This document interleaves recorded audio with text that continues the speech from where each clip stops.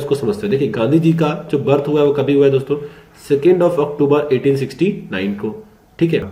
अब देखते हैं दोस्तों कि गांधी जी का जो जन्म हुआ है वो कहाँ हुआ था, पोरबंदर के अंदर में। और आप सभी जानते हैं कि गांधी जी की जो मदर थी उनका नाम क्या था, पुतलीबाई, और फादर का नाम क्या था दोस्तों, करमचंद गांधी। देन गांधी जी को असैसिनेट किया गया था, मतलब उन्हें उनकी हत्या कर दी गई थी। किसके द्वारा, नाथूराम गोडसे।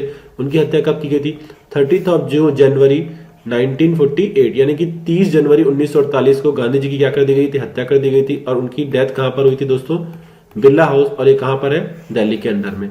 और उनके डेथ को, यानी कि जो उनको मारा गया दोस्तों, उसे हम किस रूप में मनाते हैं, मार्टिर डे, यानी कि शहीद दिवस के रूप में हम इसे याद करते हैं। और गांधी जी की जो अस्थियां हैं, यानी कि उनके जो एसेस है, वो कहां पर इमर्ज किए हैं, तो मैंने आपको लेक के चैप्टर में पढ़ाया था। लेक का नाम है नक्की लेक। ये कहां पर है, माउंट आबू के अंदर में। और इस लेक का जो शेप था वो कैसा था दोस्तों, बाउल शेप था, ठीक है ना। आई होप आपको याद होगा, क्योंकि ये टॉपिक मैंने ऑलरेडी कवर कर रखा है। देन दोस्तों बात करते हैं कि गांधी जी ने वकालत कर रखी थी, यानी कि लॉ की स्टडी कर रखी थी। उसके बाद गांधी जी ने सिविल राइट्स के लिए, मतलब नागरिकों के हितों के लिए पहली बार तो उन्होंने कहां पर आवाज उठाई, साउथ अफ्रीका। और साउथ अफ्रीका से आने के बाद उन्होंने फिर नागरिकों के हितों के लिए कहां पर आवाज उठाई, इंडिया में। और ये सारे के सारे अगर बात करूं तो इंडियंस के लिए गांधी जी साउथ अफ्रीका में लड़े, और फिर कहां लड़ने लगे, आके इंडिया में। और आपने देखा ही है कि जो भी इनका रोल है इंपॉर्टेंट, कहां पे, मॉडर्न हिस्ट्री के अंदर में इन्होंने किस तरीके से अपनी बातें अंग्रेजों के सामने रखी, या फिर जो भी आपके व्यूज है आपने उन्हें समझा ही होगा अच्छे से। आइए आगे देखते हैं दोस्तों। गांधी जी के बारे में बात करूं तो गांधी जी ने सबसे पहले इंडियंस को रिप्रेजेंट करना स्टार्ट कहां पे किया था, साउथ अफ्रीका में। अब वहां पर दोस्तों अगर मैं बात करूं, कंडीशन ये थी कि इंडियंस की कोई भी वैल्यू हो नहीं रही थी। और गांधी जी ने भारतीयों के हितों के लिए, इंडियंस के इंटरेस्ट के लिए वहां पे किया क्या, स्टार्ट किया वहां पे अपना पहला सत्याग्रह। देखिए ये क्वेश्चन बहुत आता है कि गांधी जी ने अपना फर्स्ट सत्याग्रह कहां किया, तो गांधी जी ने दोस्तों अपना जो फर्स्ट सत्याग्रह है वो कहां पर किया है, साउथ अफ्रीका के अंदर में। अब समझ में ये समझना है दोस्तों कि सत्याग्रह बेसिकली होता है क्या, तो सत्याग्रह बेसिकली होता है ट्रूथ, यानी कि सत्य, और नॉन वायलेंस यानी कि अहिंसा। इन दोनों चीजों के ऊपर बेस्ड होकर के हम क्या बनाते हैं, सत्याग्रह। मतलब हम अपोज करेंगे, हम अपनी मांगे रखेंगे, पर किस तरीके से, सच्चाई को ध्यान में रखते हुए, और बिल्कुल भी नॉन वायलेंट तरीके, यानी कि अहिंसक। हम किसी भी प्रकार की कोई हिंसा नहीं करेंगे। अब दोस्तों अगर सवाल ये उठता है कि जो सत्याग्रह किया था गांधी जी ने साउथ अफ्रीका में, बेसिकली सबसे पहले किस चीज को लेकर के था दोस्तों, हुआ क्या था, 1913 में गांधी जी ने आवाज उठाई थी। वहां पर होता क्या था कि जो भी हिंदू मैरिज है, ठीक है ना, उनको वहां की जो गवर्नमेंट है वो रिकॉग्नाइज ही नहीं करती थी, वो मानती नहीं थी, ठीक है ना। और इसी चीज के कारण गांधी जी ने वहां पर क्या किया था, सत्याग्रह स्टार्ट भी किया था। तो इंडिया के इंटरेस्ट के लिए काफी ज्यादा वो आवाज उठाते कहां पर, साउथ अफ्रीका में। और देन वो कहां थे, वापस इंडिया। और इंडिया कब आते हैं दोस्तों, 9 जनवरी 1915 में। अब क्योंकि वो 9 जनवरी को गांधी जी वापस आते हैं भारत में, तो दोस्तों इसी दिन से हम लोगों ने क्या स्टार्ट कर दिया, NRI day, non resident Indian day, या फिर अप्रवासी भारतीय दिवस। और आप सभी जानते हैं कि एनआरआई वो बंदा या बंदी होता है जो 180 डेज से ज्यादा इंडिया के बाहर रह के आए। मतलब वो इंडिया का सिटीजन होगा, पर वो 180 डेज जो कहाँ रहे, इंडिया के बाहर रहे, तो क्या कहलाता है, एनआरआई। और गांधी जी भी क्योंकि एनआरआई बन चुके थे, इसलिए उनके ही बर्थ को क्या मनाया गया, एनआरआई डे, या सॉरी उनके रिटर्न को क्या मनाया गया, एनआरआई डे, यानी कि अप्रवासी भारतीय दिवस। देखिए क्वेश्चन वैसे भी आता है कि एनआरआई डे हम कब मनाते हैं, 9 जनवरी को। देन दोस्तों आगे देखते हैं। और अगर ये क्वेश्चन आए क्यों मनाते हैं, क्योंकि गांधी जी इसी दिन साउथ अफ्रीका से कहां पर आए थे, इंडिया में। देन दोस्तों अगर हम आगे बात करें कि गांधी जी का फर्स्ट पॉलिटिकल मूवमेंट कौन सा था, ये काफी ज्यादा इंपॉर्टेंट क्वेश्चन है। गांधी जी का पहला राजनीतिक आंदोलन कौन सा था दोस्तों, तो आंसर क्या, चंपारण। और चंपारण कहां पर है, बिहार। और अगर हम बात करें यहाँ पे प्रॉब्लम क्या थी दोस्तों, 3 काठिया सिस्टम। अब अगर मैं बात करता हूँ 3 काठिया सिस्टम के बारे में, तो ये क्या था, देखिए यहाँ पे जो किसान थे, फार्मर्स थे, उनको जबरदस्ती कहा जाता था कि आपको ग्रो करना ही है क्या, इंडिगो क्या होता है, नील, ठीक है ना। और कितने पार्ट्स में, आपकी जो लैंड है, आपकी जो जमीन है, उसके 3/20, मतलब कि अगर मैं बात करूं इतना पार्ट जो है, ठीक है ना, आपको कंपलसरी क्या लगाना है, इंडिगो लगाना ही है, ठीक है ना। और आप सभी जानते हैं दोस्तों कि जो इंडिगो होता है उससे जो आपकी लैंड होती है वो क्या होने लगती है, बैरन होने लगती है, यानी कि बंजर होने लगती है। तो गांधी जी ने यहाँ पे आवाज उठाई थी, और बाद में उन्होंने 3 काठिया सिस्टम को क्या करवा दिया था, अबॉलिश करवा दिया था। और यही गांधी जी का क्या था, फर्स्ट पॉलिटिकल मूवमेंट, पहला राजनीतिक आंदोलन था, कहां पर, भारत के अंदर में। काफी इंपॉर्टेंट क्वेश्चन था ये। देन दोस्तों गांधी जी के गुरु, गांधी जी के राजनीतिक गुरु कौन थे, गोपाल कृष्ण गोखले। इसको आप ऐसे याद कर सकते हैं, गांधी के गुरु, गांधी के गुरु कौन, गोपाल कृष्ण गोखले। गांधी के गुरु कौन है, गोपाल कृष्ण गोखले। और एक क्वेश्चन आता है दोस्तों कि गांधी जी ने सबसे पहला इंडियन नेशनल कांग्रेस यानी कि भारतीय राष्ट्रीय कांग्रेस का कौन सा सेशन अटेंड किया, तो गांधी जी ने जो सबसे पहला सेशन अटेंड किया था दोस्तों इंडियन नेशनल कांग्रेस का था, वो था कलकत्ता सेशन, और वो कभी हुआ था 1901। हालांकि उस समय वो मेंबर नहीं थे, बट आपको याद ये रखना है दोस्तों कि उनका पहला सेशन कौन सा था, 1901 कलकत्ता सेशन। ये ईयर काफी ज्यादा इंपॉर्टेंट है, पूछा जा चुका है कई एग्जाम्स में। हालांकि अभी तक एसएससी की बात करो तो उसके अंडर में क्वेश्चन नहीं है, पर जितने ही बड़े एग्जाम है वहां पर क्वेश्चन आपको देखने को मिलेगा।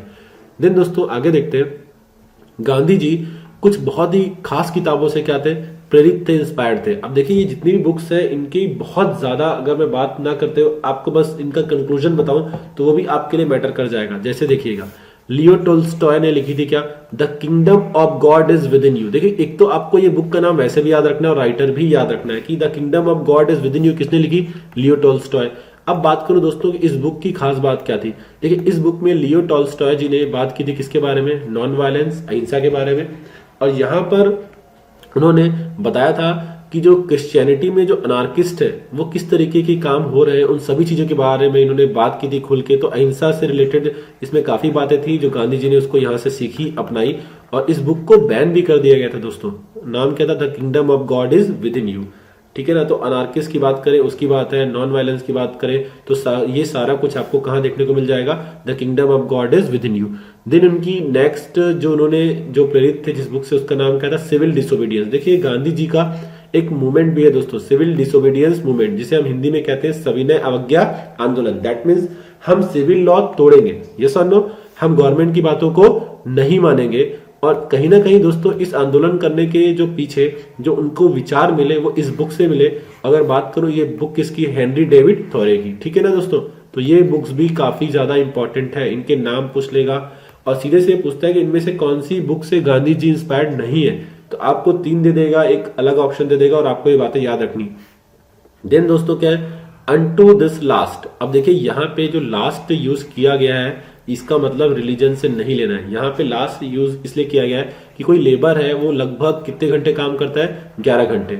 और पहले उस समय होता क्या था दोस्तों कि अगर कोई बंदा है 11 घंटे काम कर रहा है और अगर वो ढंग से काम ना कर पाए, मतलब देखिए इफिशियंसी तो इंसान की घटती जाती है, पर अगर कभी भी उसकी इफिशियंसी कम हुई, पहले की बात करो, उस समय की बात करो जब लेबर लॉ वगैरह नहीं होते थे, तो उसकी सैलरी उसे कम कर दी जाती थी। मतलब दोस्तों समझ रहे हैं, उसे पूरे पैसे दिन के नहीं दिए जाते थे। इवन यहाँ पर इन्होंने काफी ज्यादा बात की कि हर एक बंदे को आपको लिविंग वेजेस देने चाहिए, मतलब कि इतना आप उसको दे दीजिए कि उसका निर्वाह हो जाए।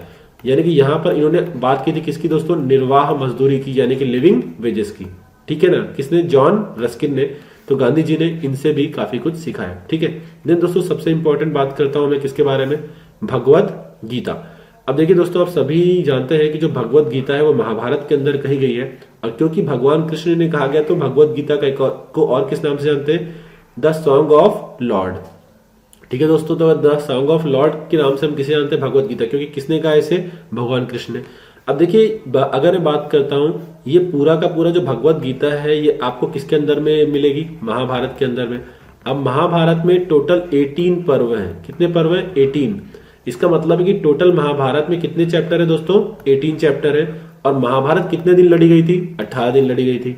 ठीक है, अब दोस्तों अगर बात करूं कि शुरू के 10 दिन के बारे में जिस पार्ट में मिलता है उसका नाम है भीष्म पर्व। क्या नाम है, भीष्म पर्व। और इसी भीष्म पर्व में भगवान कृष्ण ने ज्ञान दिया था गीता का, किसे, अर्जुन को। तो हमें याद रखना है कि भीष्म पर्व के अंडर में ही क्या आती है दोस्तों, भगवत गीता। और महाभारत कितने दिन लड़ी गई थी, 18 दिन। ठीक है, और शुरू के 10 दिन के बारे में जो हमको जानकारी मिलती है वो कहां से मिलती है, भीष्म पर्व। ठीक, तो ये सारी की सारी वो बुक्स है जिससे इंस्पायर्ड थे, प्रेरित थे कौन, महात्मा गांधी। देन दोस्तों गांधी जी के लिटरेसी वर्क की बात करें, गांधी जी के साहित्यिक कार्यों की मैं अगर बात करूं तो देखते हैं। सबसे पहले गांधी जी ने साउथ अफ्रीका में एक बुक लिखी थी, एक न्यूज़पेपर स्टार्ट कराया था जिसका नाम था इंडियन ओपिनियन। अब दोस्तों अगर मैं इंडियन ओपिनियन की बात करूं, देखिए 1903 है और गांधी जी इंडिया कब आए थे, 1915।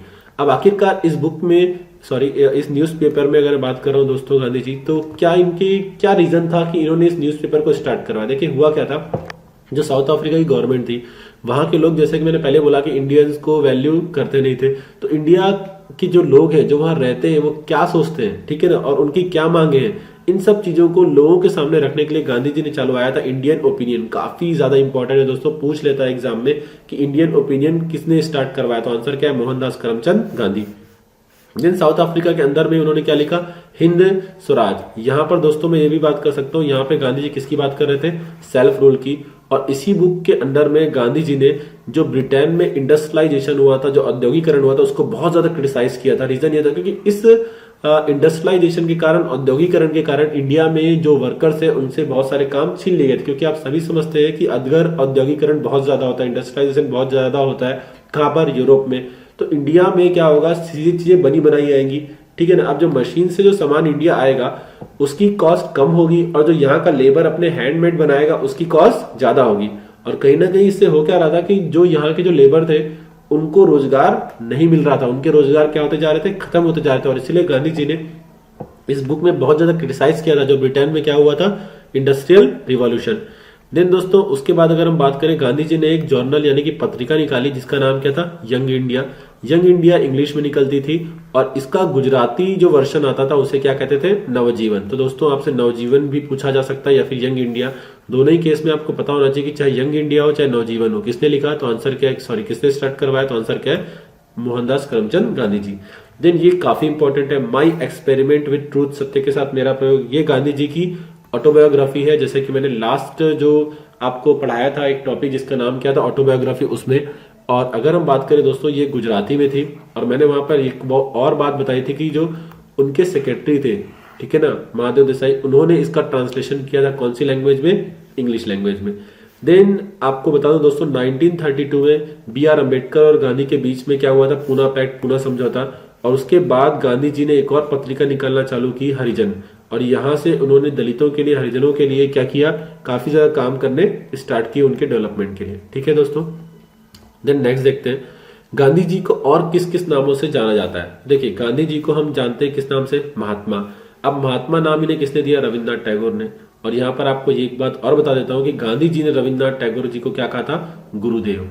तो अगर ये क्वेश्चन आ गया तो आपको ये भी याद होना चाहिए कि गुरुदेव गांधी जी ने किसको कहा था, रविन्द्रनाथ टैगोर को।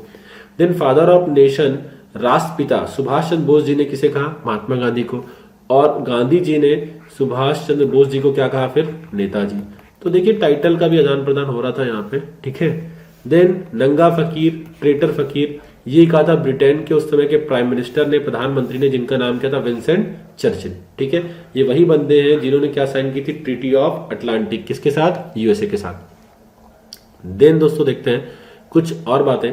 देखिए आप सभी ने दोस्तों ग्रेट साइंटिस्ट अल्बर्ट आइंस्टीन का नाम जरूर सुना है। अब जो अल्बर्ट आइंस्टीन है उन्होंने कहा है कि आने वाली नस्लों को यह जान करके विश्वास से नहीं होगा कि कोई इस तरीके की सोच वाला व्यक्ति, कोई नॉन वायलेंस सत्याग्रह, इस तरीके का सोच वाला व्यक्ति हड्डियों और मांसपेशियों के साथ इस धरती पर कभी घूमा है, ठीक है दोस्तों। तो ये कथन है, ये स्टेटमेंट है किसका, ग्रेट साइंटिस्ट अल्बर्ट आइंस्टीन का, किसके बारे में, गांधी जी के बारे में।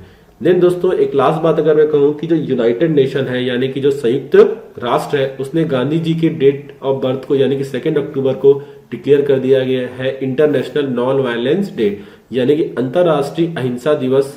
किस दिन डिक्लेयर किया गया, तो आंसर क्या, 2 अक्टूबर। हर साल 2 अक्टूबर को क्या मनाते हैं, इंटरनेशनल नॉन वायलेंस डे।